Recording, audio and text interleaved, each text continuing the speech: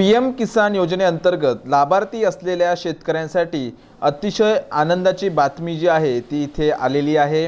PM किसान योजनेचा 16वा हप्ता जो आहे तो 28 फेब्रुवारी 2024 रोजी मित्रांनो लाभार्थी शेतकऱ्यांच्या बँक खात्यामध्ये डीबीटी मार्फत जमा केला जाणार आहे। आणि हा जो मित्रांनो 16वा हप्ता आहे हा 2000 रुपयांचा हप्ता कुठून वितरित केला जाणार आहे या संदर्भातील अपडेट आता आलेली आहे। तुम्ही इथे पाहू शकता मित्रांनो, प्रधानमंत्री किसान सन्मान निधी योजनेच्या ऑफिशियल ट्विटर हँडलवरती या संदर्भातील माहिती देण्यात आलेली आहे।